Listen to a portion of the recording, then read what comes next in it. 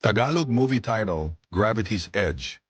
Nagbukas ang pelikula sa karakter ni Tom Cruise, si Dr. Ethan Ward, na inilalantad ang anti-gravity ship sa isang piling grupo ng mga siyentipiko.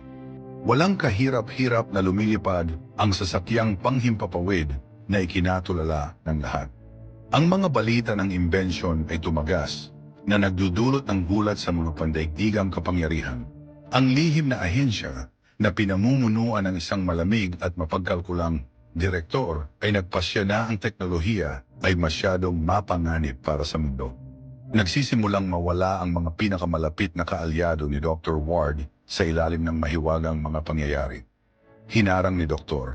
Ward ang isang nakakode na mensahe na nagpapakita ng plano ng ahensya na alisin ang lahat ng kasangkot sa proyekto, kabilang ang kanyang sarili.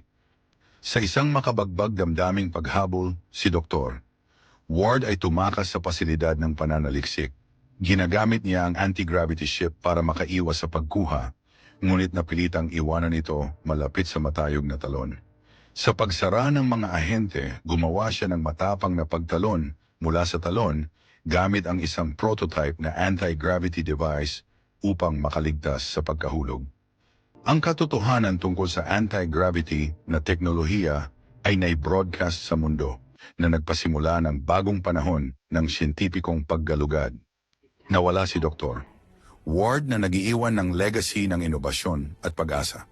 Ang etikal na responsibilidad ng siyentipikong pagtuklas. Ang mga panganib ng pagiging lihim at hindi napigilang kapangyarihan. Ang lakas ng loob na manindigan para sa kung ano ang tama, kahit na napakalaki ng mga pagsubok.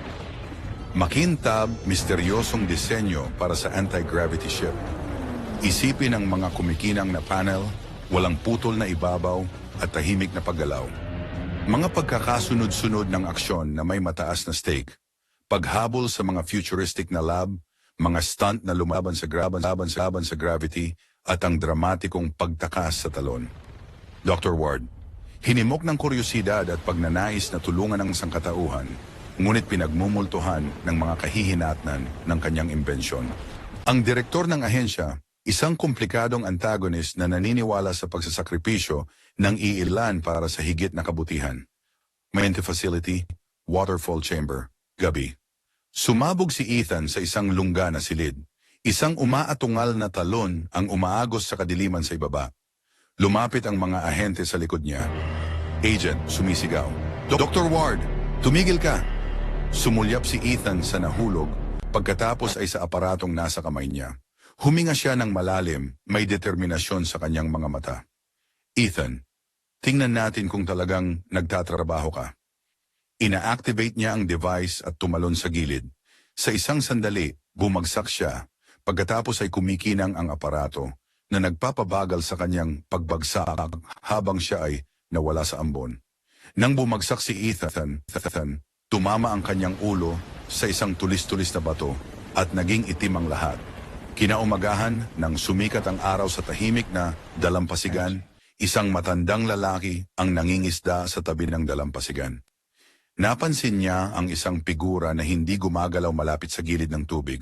Dahil sa pag-aalala, nagmamadaling lumapit ang matanda at lumuhod sa tabi ni Ethan, tinitingnan kung may mga palatandaan ng buhay. Nakahinga ng maluwagang matanda. Oh, buhay pa siya, bulong niya. Sa nakakagulat na lakas, binuhat ng matanda si Ethan at dinala sa palikulikong daanan ng kagubatan patungo sa kanyang hamak na bahay ni Pa.